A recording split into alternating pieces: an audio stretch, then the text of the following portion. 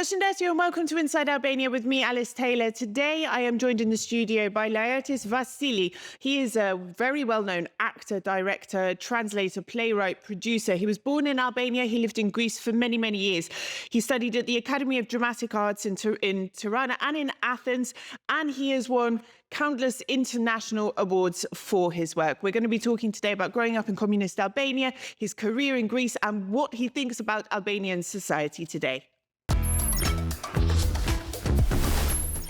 Laert Vasili, welcome to Inside Albania, and thank you for taking time out of your very busy schedule. You're here, you're there, you're on a stage, TV. Thank you for making the time for me today. No, I want to thank you. Well, not in behalf of my people, but yeah. Thank you for living in Albania for 8 years in a row now. It's a pleasure. I can't imagine living anywhere else. You know, I travel a lot for work, and wherever I go, I always find Albanians to hang out with. Yeah, yeah, it's a small country, but we are a lot. Yes, you're everywhere as well. So the purpose of this interview, I really want to go through all the stages of your life, you know, because you've had a very interesting life and career, and for the benefit of our audience as well. You were born during communist Albania. What was the height of Enver Hoxha's sort of paranoia and the intensity of what he did to this country? And I want to ask, what was your first recollection as a young boy of understanding what sort of place you were really living in, that it was closed, that it was a dictatorship? I understood it when I was like probably 9 years old, 10 years old, 84. I was born in Delvina. It is a small town that it had the first prime minister of Albania, Suleiman Delvina. And it's a city that had one of the most influential ecumenical patriarch in Constantinople, Seraphim, yeah. So when I was 10 years old in 1984, with my sister, she was just 3, and she was asking me for some kind of sweet, you know, cake, something like this, that she liked it very much. And in the 2 pastry shop of the town, there was none of them. Nothing. Yeah, no, it was empty. I was holding my sister. She was only 3 like this. I was 10. My parents, they were colonels in the army, high-ranked officers. And she started crying. And I couldn't do anything, you know, to make her well. Because she couldn't understand that I couldn't find, and me neither, I couldn't understand that I couldn't find this cake, this kind of tart, something, you know, because I understood that it was not a matter of poorness. We were not only poor, but we had nothing. We were very close. The reality that you'd been sold, sort of shown, was not. The greatest shock is when I went back to my grandparents' house in Delvina. I told them that there was no tart cakes in the pastry shop, and they bowed their head and they didn't speak. Yeah, because it was not allowed to say that it was not some kind of. It could be seen as a criticism. No, you can go to jail. Wow. Yeah, really. Yeah, I mean, not you, because you were 10 years me. Well, I was 10 years old, but the parents can go to jail because your kids said that we have we don't have this product in our great Albania. Socialist utopia. Yeah. And your parents were both in the military, as you said, high-ranking. Were they? Could you speak freely at home? Were they very much part of the machinery? No. In my, I was brought up in Tirana.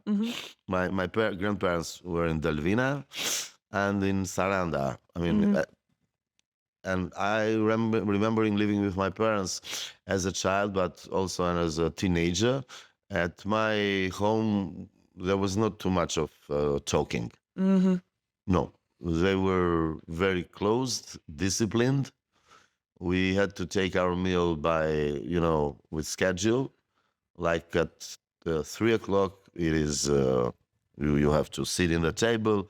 If I went in my apartment and 3:05, then no food. Wow. Yeah, because I have to be there. The dinner was at 8 o'clock, and if I was at 8:05, I mean, no food. Wow. And they don't speak. They didn't speak. They didn't speak. Yeah, just in the school. Okay, your health, right? Go to sleep. Good Wow. night. Good night. They couldn't. Yeah, I don't remember much talking with my parents. They start talking at 1991, 92, when we went to Greece as immigrants.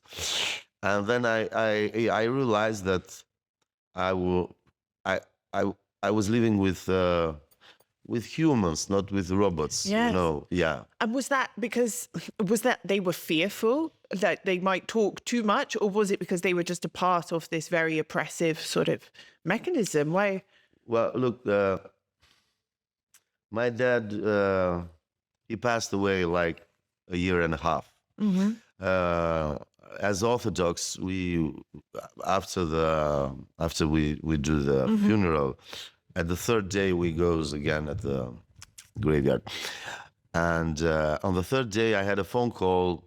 It was some very powerful man of the national security. I said to me, "I'm very sorry for the loss of your father, but now on the third day of his passing away, I had to tell you the truth. Your father didn't have that job that you think that he had. He was the head of the South National Security of Albania, and yeah." So like Sigurimi type? No, it was No? the army. Okay. Yeah. I mean, he was in the chief of the southern region of the country, responsible to catch foreign agents if they come in Albania. And you had no idea of that? Even when I told my mom, she said to me, "These are jokes. Your father, he writes poetry, and he was just an army officer teaching the Albanian language to the soldiers." Yeah, even now, I mean, Wow. she doesn't believe, she doesn't know, she's in denial, like what? You tell me. Oh, yeah. Wow. Yeah. A mixture of the three, I imagine. So yeah, it was so from this gesture, you can understand that.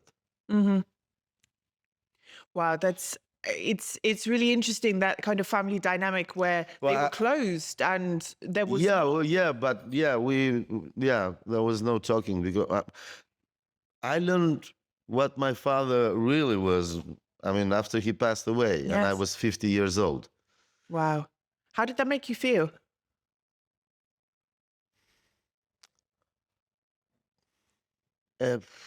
Mixed feelings, but at the end, very proud of what he did for the country. Yes. Okay. Yeah. It's mixed feelings. I can imagine. Yeah, you would be proud, but also like he's hidden something from me as well. Yeah, I wish I could. I wish that he could talk to me. Yes. Yeah. This is. Yeah, he didn't. We didn't have too much, conversation. It was more like questioning all the time. That was his line of work, I guess. Yeah. Yeah, that's hard. It's difficult, especially after someone's passed and you have that feeling of, I wish I knew what I knew now, Yeah, but you couldn't. No. Yeah, it was, No. there are some what they call secrets of very high confidential. Yeah, That you have to take to the grave, literally. yeah, Yeah. literally. Yes. What did you want to be when you were a young boy? Was it always? A football player? I was a football player. Aha. Yeah, yeah. At the age of 10, I was ranked second in the, in the Chicos, teams. Yes. The kid teams. Yeah. Yeah, yeah. Yeah, but I wanted to be a footballer. I was good. They said that I was good. By my father, he said that no, yeah, you couldn't be a football player because we are high-ranked officers in the army, in the military. He was a colonel. It's great. Yeah, It's very. yeah, and you can't be just a football player. No. So what did he want you to be? He took me away from the football team. I wanted me to be a professor. I was very good in school. I had very good, results. Not my behavior. My behavior was very upsetting I mean, I got expelled at the age of 15. 1 year before the system fall because I took the how you call it, sorry now, that things that represent a person, Like a figurine sort of. the figurine of Enver Hoxha. We had a big figurine in the high school, at the entrance. Yeah. I took it and threw it from the balcony. I was only 15, and they came to put me in jail. But I imagine that didn't go down too well with your father. No, they expelled me from school, and he punished me with a labor thing. I had to go and work at the cement factory. Wow. At 15, yeah. Wow. Because I had to be punished, of course, for not going in jail. Yeah, they came to put me in they called it School of Re-Education. Yes. But it was prison for kids. And when they appear at the front door of the apartment, when they saw my father, they were stunned, and they said, "Chief, this is your son?" And my father said, "Yes. We have come to take you." And my father said, "Why?" Because he did that. I know. I appeared at the front door. I was beaten, like every kid. It's not that. Yeah. And I had wounds, Yeah. But the best, the worst punishment, but the best for them, is to cut your hair. Yeah. They make you your hair like a soldier. Yeah, to going in the army, shaved, bald, totally, yeah, shaved, humiliated. Yeah. And I appeared and said, "But you have no better educator there than me." And they said, "Chief, no, you are the one." He said, "Yes, my son will stay here with me." And the next day I left school. I was expelled from school.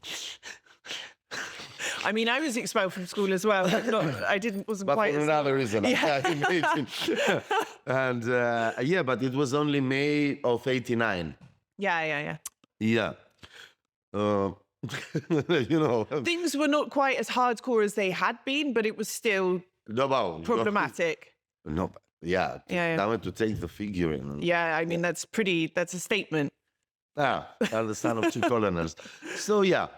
So so football to rebellion to a cement factory. How did you end up being an actor? How did that happen? Because that's quite a big gap. I was playing football. But now I was playing with my friends in school, not. And one director that he has some issues in his biography. After returning from Moscow, he was sent to work with high school students.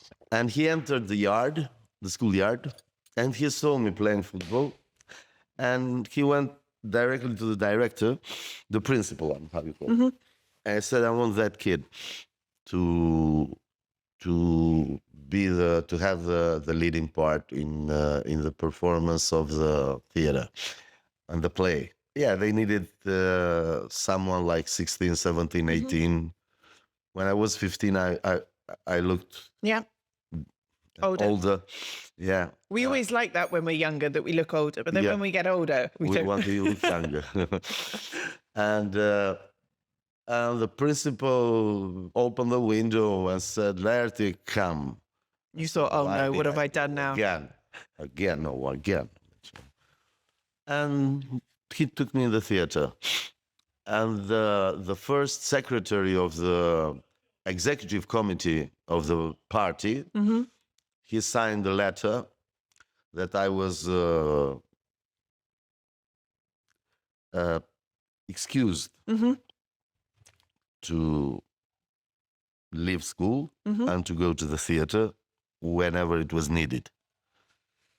Yeah, it was the first time that I put my step in a theater stage. Yes. I didn't. You left Albania, you went to Greece, you came, I believe it was second in the entrance exam to a... Yeah, I was second in 750. So you obviously had a talent, you know, I mean, it was fate.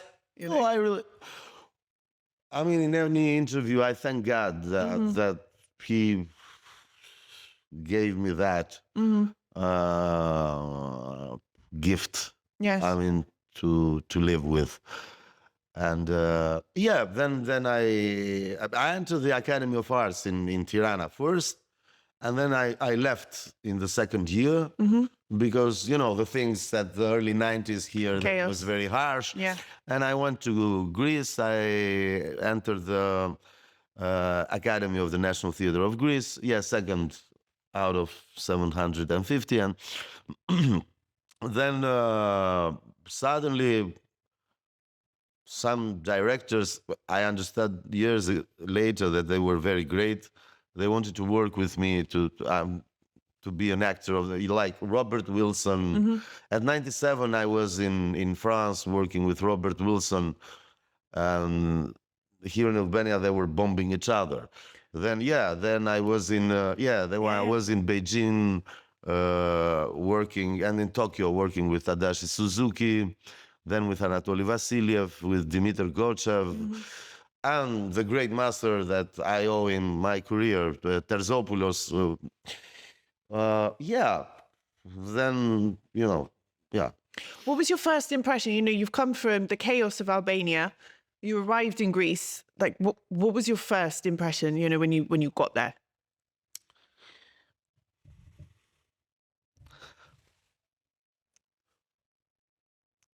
To go to the border, you have to take a bus. And a bus, you know, it's like, you know, Minibus type. Yeah, minibus. It was a very good video of you that you said when they shout, "Duras, duras." Rogaji, Rogaji. It was great. And from the border to Yanina, which used to be the capital of Albania, but this is another story, during the Ali Pasha time, you take another bus. Then from Yanina to Athens, then it was the great big bus.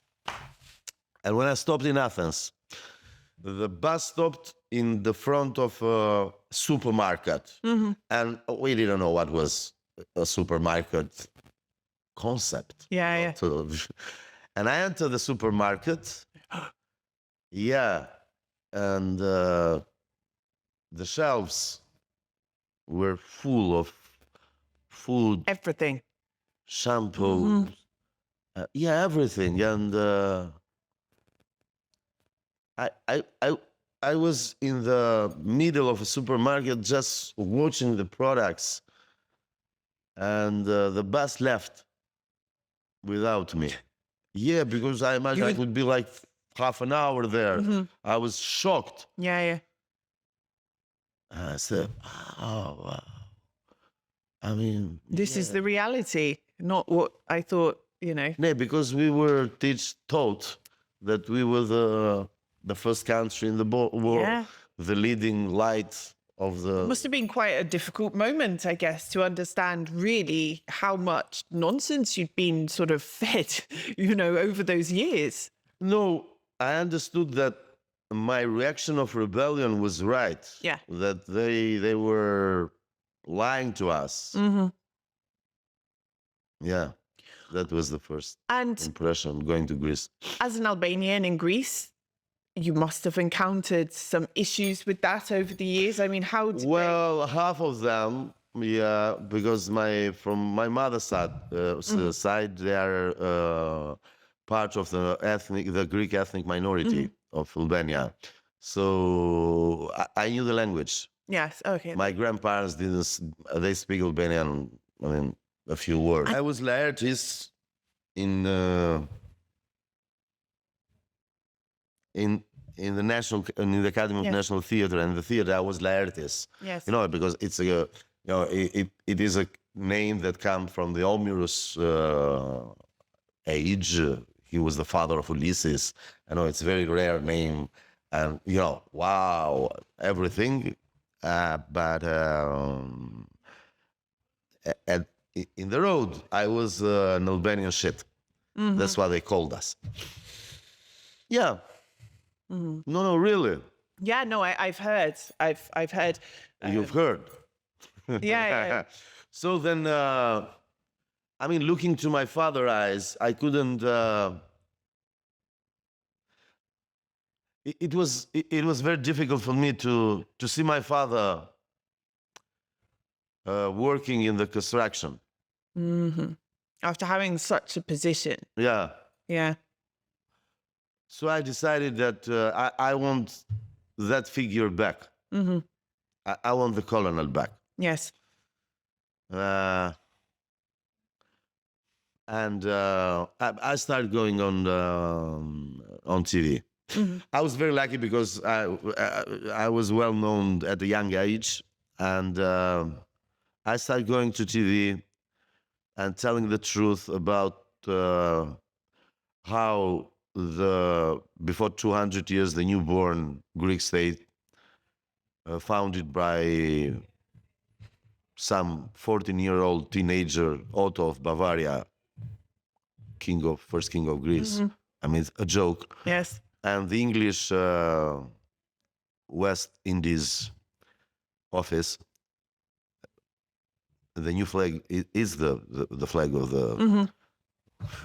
Yeah, it's a joke. You went on Greek TV saying this. Yeah, in national TV. How did that go down? Well, the far right party wanted to kill me. Yeah. They attempted twice, but the radical left, they were with me. Yes. I had a great support, and I went telling the truth about how they faked history, how the Arvanites, like the Arboresh in Italia, have the right of flag, have the right of language, have everything. The Arvanites in Greek, they don't have nothing. No. Nothing. They are denied of their origin. Nobody speak, and even they are pursued by the regime that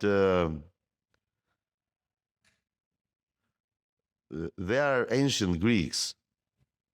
There's nothing to do with Albania. Yeah, I start saying them, and because my father was one of the best linguists of Albanian language.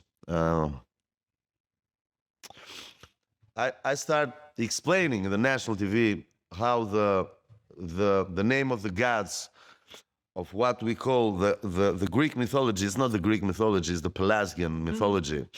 How their names are explained in etymology with the language, the Geg dialect of Albanian language in the northern Albania.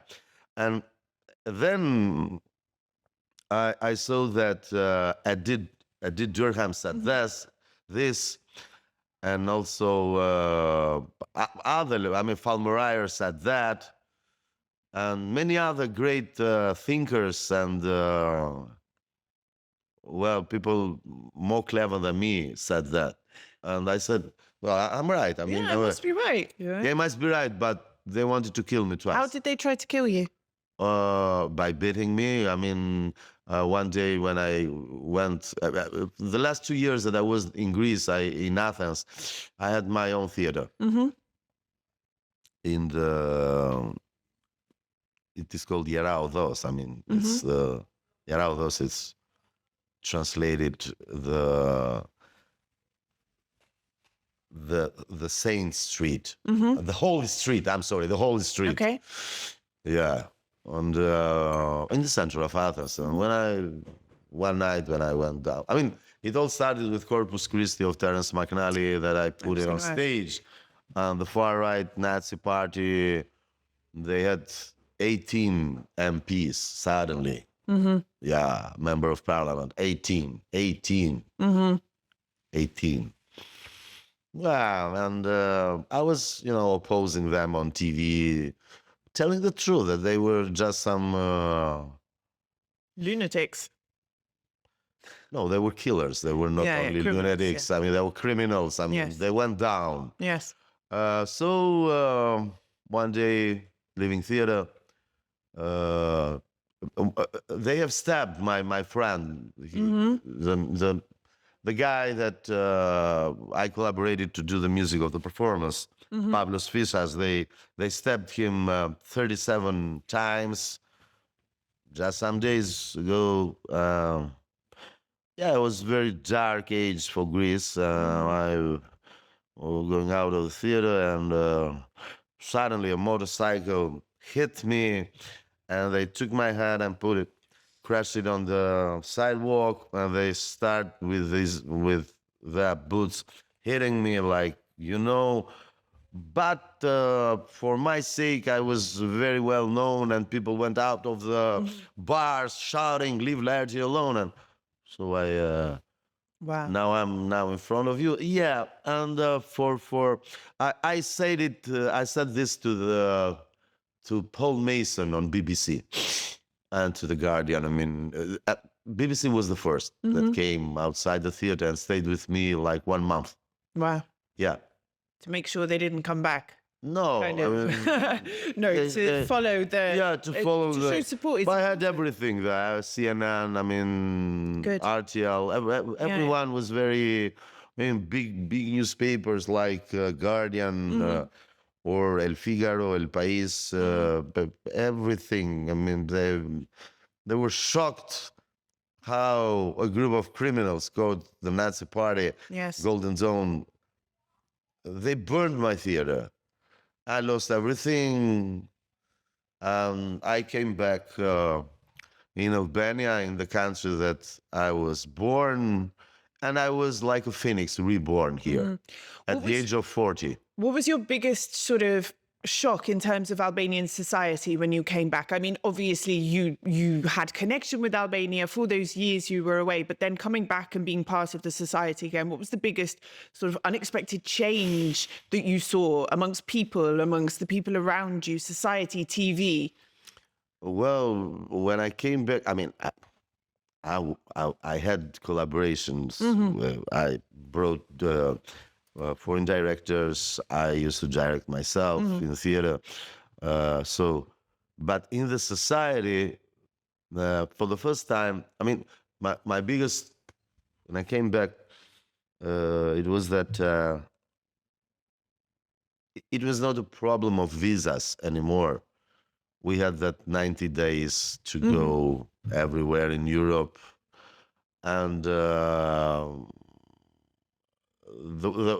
one thing that made me very big impression, it was like this spoke so many foreign language. I mean, Albania, suddenly they spoke, I mean, Greek, okay, they speak Greek. French, and Italian, German. Italian, Greek and Italian. But I speak French, German, English very well. Now, everywhere that you can go in Albania, I mean, even if a guy sell, I mean, tobaccos, they know some English. My daughter's 6. She speaks Albanian from school, English from me, but she's picked up some Italian just from being a 6-year-old here. You see? Like, it's great. I had an explanation with that. I mean, it could sound racist, but I don't care. I mean, there's nothing wrong to love your country. But you know, when you have an old DNA, ADN, how do you call it? DNA. DNA, an old, yeah, ADN is for the French. Yeah, an old DNA. I mean, and when you have a language That's so old and that's unique. so old, and you know, I was very glad to work with a great mind, a great intellectual of Albania. Was the greatest author for me is Ismail Kadare. When he thanked me for putting on stage Who Brought Doruntine and getting again a first award for my direction abroad. In Albania, I didn't have any award. I have 7 international Yes. awards, but there is no prophet in his own birth country. So I was very thankful to work with him and with the son of Petroje, Artur Jej. I mean, his book, The Semantic of the Albanian Language, it must be our Bible. It is like, yeah. So when you have this language and you have this old DNA, I mean, you can do anything for good or for bad. Yeah. But yeah, You can do both. I see it getting diluted, you know.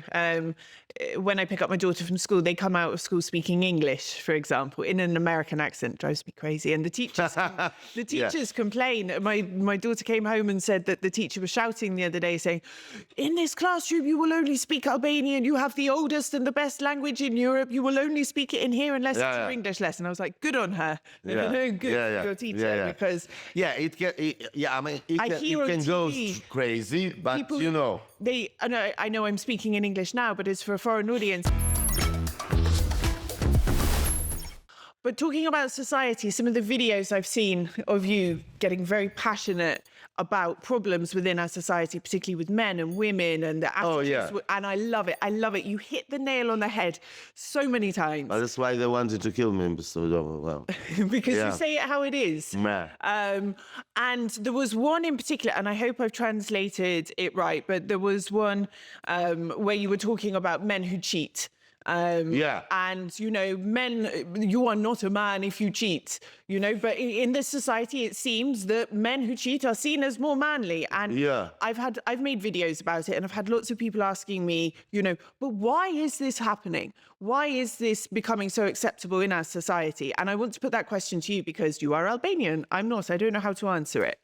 Well, because we were raised up with after the fall of the regime, with one of the greatest movies of all time, The Godfather, the trilogy of Coppola.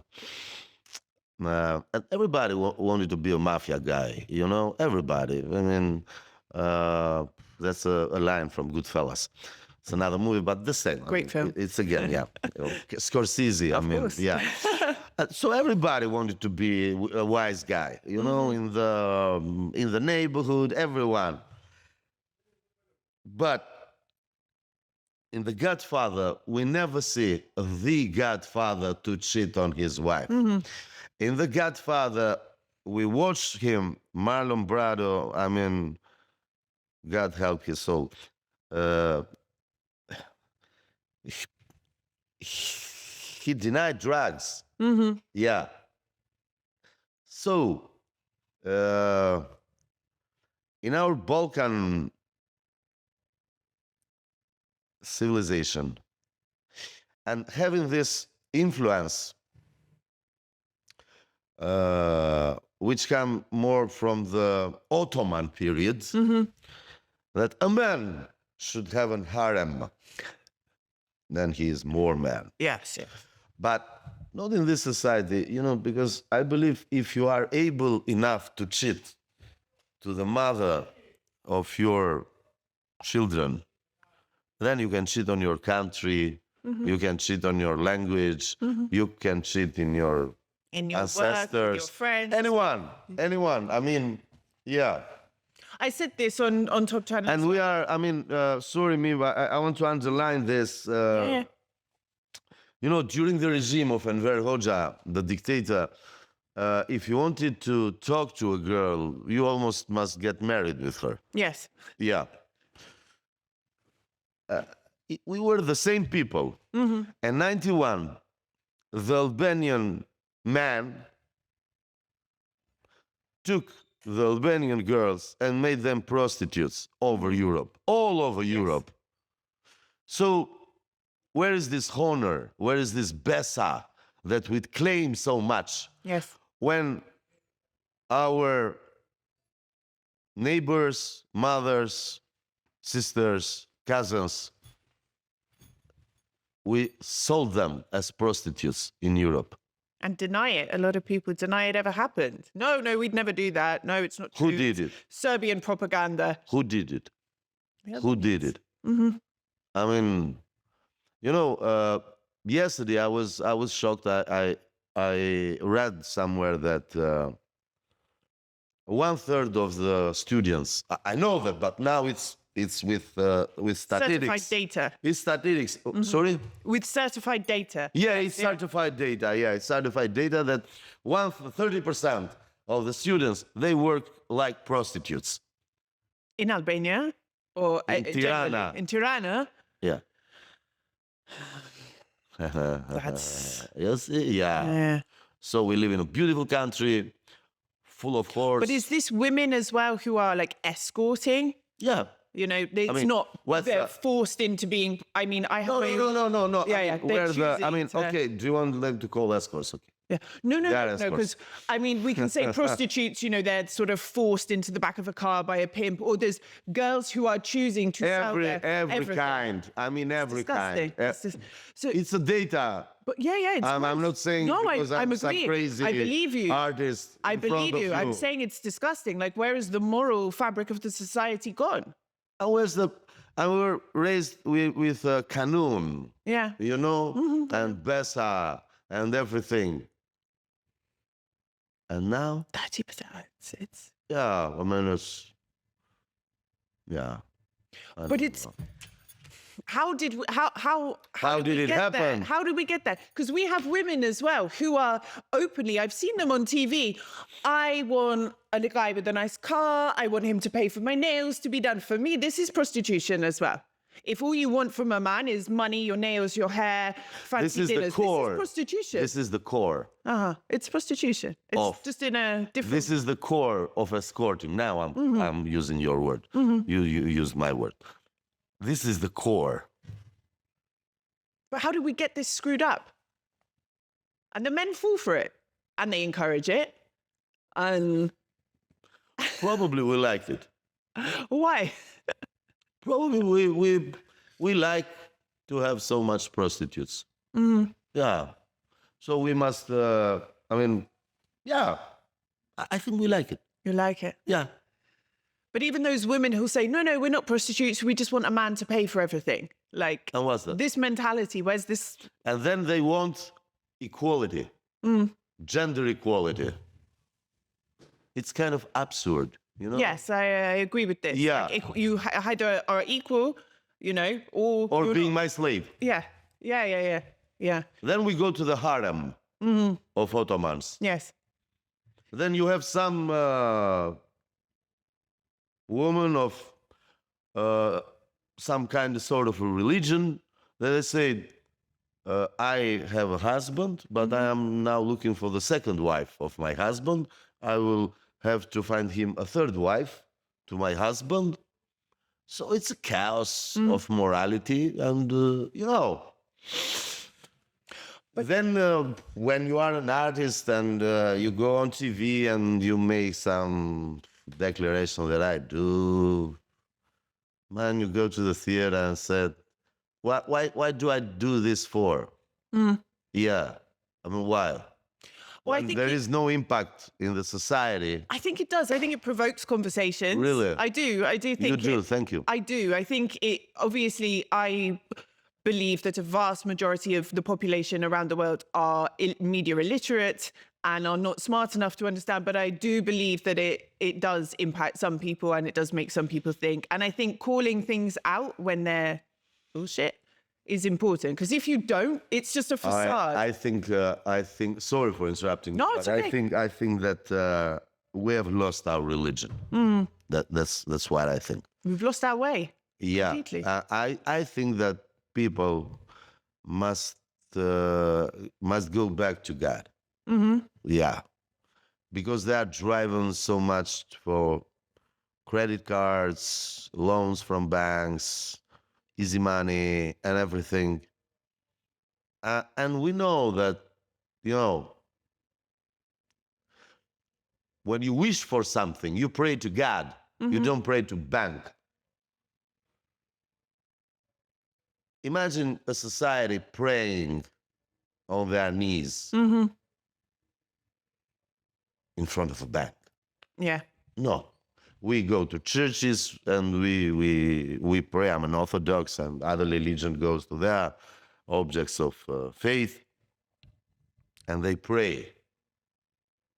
So We've become slaves to social media, to money, to status, to what other people think of us. the superficial things that then you say, why not? I mean, let's go with him for a weekend. He gives me like 1,000 euros. Oh, it's okay, you know. I want cars, I want that, I want this, and blah, blah, blah. But then blah. people go and protest for family values. And at the same time, they're not engaging in that's- family-like activity. And for the rights of pets. And No, I they did were- protest for this. Yeah, and they But- were, and they want leather furs and everything. Yeah, I mean, you see, it's, I mean, they are the same people that they say we are traditional. We are. But you're cheating on your wife. And you're talking about family values, for example. and you're going, and you have 2 or 3 girlfriends, Yes, yes. or more. As well, or more. and something a that you hooker. pay for them. Yeah. But the mentality, I mean, we can say, you know, women, blah, blah, blah, they're not doing themselves any favors. But I think the mentality of men here is quite problematic towards women in terms of seeing The them. greatest, I told you, I Like- mean, at the early 90s, we took. Yeah. But it's 35 years later. Why have we not improved? Why are we still treating women like possessions? Why not? 500 years of Ottoman Yeah, it's going to take a bit longer then to stamp it out of them. and 50 years that we denied God during the regime. I mean, they are great sins, and you have to pay for that. So we'll pay. You, forgive me, a personal question. You never married? No, Why? because I believe in marriage. And you didn't find the right person? No, I mean, I believe in love. You know, there's a certain expression. They say God is love. That's why I have the cross here, and I wear the cross of. I mean, my ancestor was the founder of the Albanian National Orthodox Church. Fanoli was his student. Yeah. He was the first metropolitan of Korça. And, you know, when they say God is love, and when love has ended, and I see that you just want me, I will not say for money, but for your interest, it's better to separate. Yeah. Then I couldn't go every night on bed with my wife knowing that I have slept with another woman just an hour before. Yeah. I think that people have something wrong mentally if they... I can do it. I can do it. I cannot do it. So when I was a young boy, I had many experiences. So I was a young actor. They said I was handsome. I mean, so yeah, I lived my life. Tried and tested. Yeah, I lived my life. I mean, you know, It's you are natural. young, Yeah. and you live on the wild side. I have consumed anything that you can imagine. I've said it on TV. I'm not. You don't have a complex about it. I'm not proud, but I'm not gonna lie. You know, I had all the experiences, but you know, when it was my last relationship, I suddenly found out that when she was a user and has some strange relations with some strange people, It wasn't what you thought it trafficking was. all around Europe, so I had to. Yes. It was one of the reasons that I entered a show called Big Brother, a TV reality, to forget about all this. Yes. Thing. Yeah, and to make myself clear. No, in every relationship, I wanted to get married, but if I catch your gaze looking at some very expensive car parked next to my... Modest. No, it's not modest, it's good. But it's not expensive. Yeah. But I can say it because it's, you know, it's a publicity. Yeah. Well, you know, sorry me, I'm not being modest, but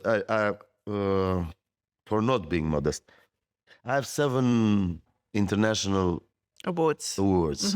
They don't give it to me because I'm stupid.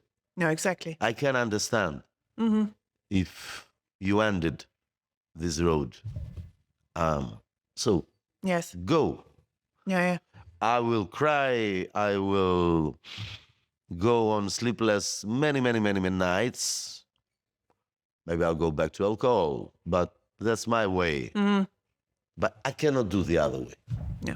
Është më mirë në fund me dhimbje Se sa një dhimbje pa fund. Po, e vërtet. This is... Yeah. I cannot do... I cannot do it. I mean, there are other guys that are proud of this. They can exist like that, and they turn a blind eye, and they do their own thing, and but this is not marriage. This is not love.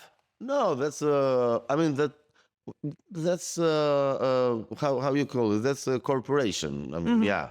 Business, it's transactional. It's transactional. Thank you. I think that's what many relationsps have become these days. What can you give me? Thank you. And what am I going to give you in return for that? It's not about love anymore. No. It's not. No. And that's when it is not about love anymore, as you said, then the God, it's absent. It's your absence to God because there is no more love. So we are produced by love and by the grace of God. So I feel a bit sad sometimes. You know, I'm 38 and I'm already so cynical about these things. But this is what life has taught me, you know? I understood it maybe late. Well, I've lived my first 50 years of my life. I'm 51 now, but you know, I prefer. It's better to read a book than to cheat on someone. Yes, there's much more to life than just these things. And you know, I mean, we are living in a society that has gone backwards. I mean, we are so involved in carnal pleasures. We want to be satisfied quickly, whether it's with money, with online praise, with sex, with drugs, with whatever. It's that you want gratification quickly.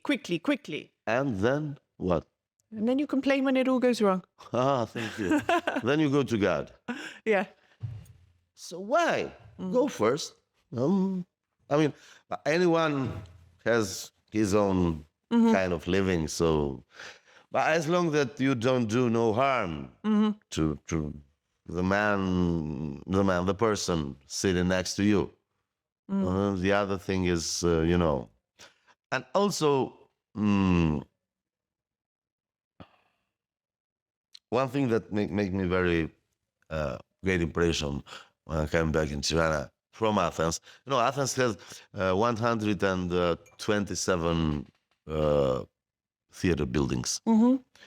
Every one of that has 2 or 3 stages. So they are like, yeah, it's a bit different. They demolished one of them, didn't they? So they had to demolish. Yeah. And it was good that they demolished because last time that I played Macbeth in the National Theatre, I mean, the girls, the actresses that they played, I like to keep the gender. I mean, she's an actress. She is not an actor. Yes. You know, and in Albanian, we have the genders. We don't need to be politically correct about it, this thing. You in English, you say the minister of culture because you don't have the gender. But when I heard in the news, ministry, and it's a woman, and I said, are you stupid? And then I found out that, yeah, it is stupid because it's functional and alphabet. It was a phrase that I was very whipped on the TV when I used it for the winner of that reality. And we are full, you know, of these analphabets. Yeah. When I came back here, the three actresses that played with me in Macbeth in the National Theatre, they went to hospital. Yeah, because of the frozen temperatures. Yeah. And I mean, it was a building.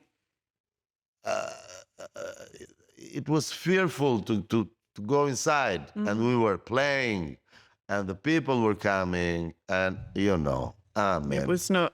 and it was not any discussion about theater anymore. It was a discussion about cement, and I was very, very sad to hear my colleagues talking about square meters and cement and how many floors is going to be the building in the area of theater or not. I said, what? I mean, why? And what shocked me, it was that it is the only, I think it's the only capital in Europe that has no private theater. Yes. When I came back, I wanted to make my private theater. It was impossible. Could this be something for the future, maybe? No, It's not. no. You can have a private production, but not a private theater. Oh. And that's a problem, I mean, for the culture of Albania, for the future of the theatre scene. If you can't have this diversity, if everything is under the umbrella of the state, it becomes problematic. Well, you see, the Albanians that left Albania, they weren't becoming big stars like Ermonela Yaho. I mean, okay, she was brought in London, Dua Lipa, so she didn't live this reality, but you have Samir Pirgu, you have many others, you know. I used to be one of them. But then I was too patriot. And a shock it was that when I came back to Albania, everybody was saying to me, but što duhajmo buri there? Why you come back? Better you stay there. For what you come? And the show's part was that you were a star. Why you had to go on TV live talking about Albania? Because you want to. Yeah, but why? We are, you know what you are. We are. And I was like this, what? I was defending my country. I was defending my language. I was defending my history. I was telling the truth. And, you know,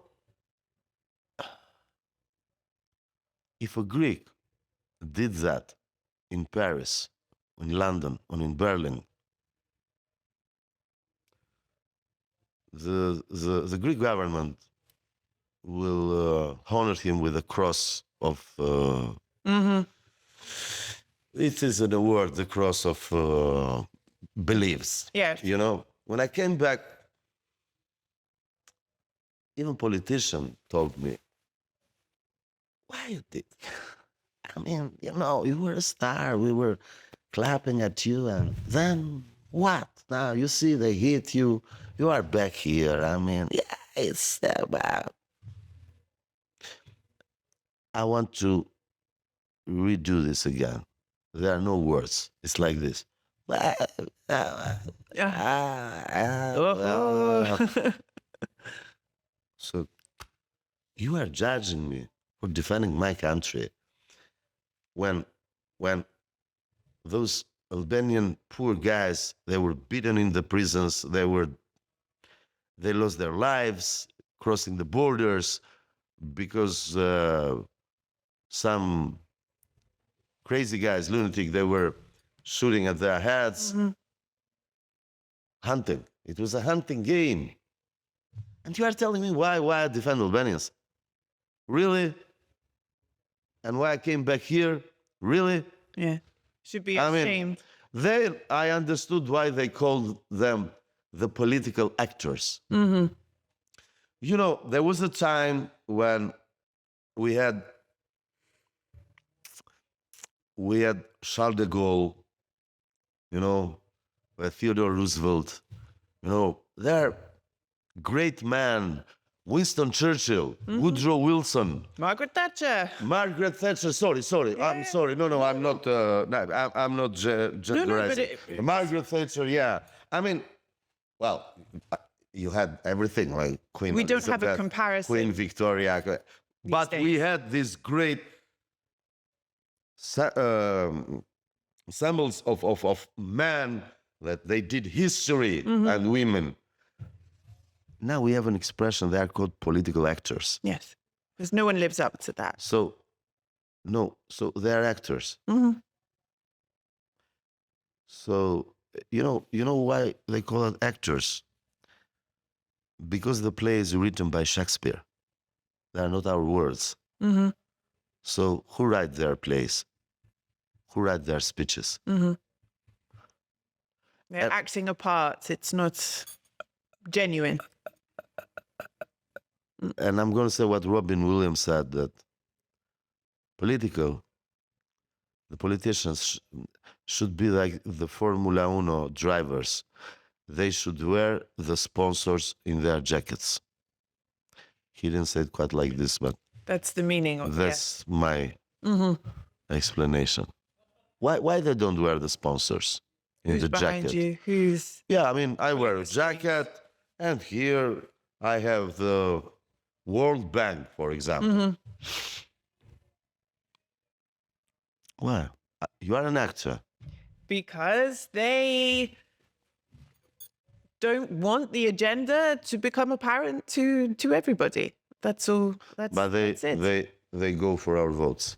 Of course, but it's part of a facade. The people, because the politicians come and go, the people in power remain regardless. Yeah. You know, and that if you accept that, then that shatters the illusion of democracy. That shatters the concept of democracy. So in what system we are living? You perpetuate the facade and the myth and this of democracy as well. So if between men and women, it has become a transactional in relation, cases, yes, then we are living in a transactional society. Yes.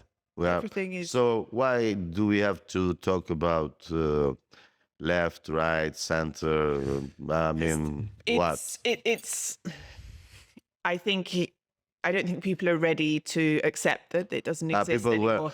People were not ready to accept Jesus. They crucified him, but he went on cross for our sins. So people will never be ready. No. So, and I think perhaps if that illusion is shattered, maybe some of the control is lost as well. And then what happened? Chaos. Maybe if people have the energy, if they're not too busy on social media. Yeah. So maybe, I mean, in the next years to come, maybe they will be governed by some AI robot.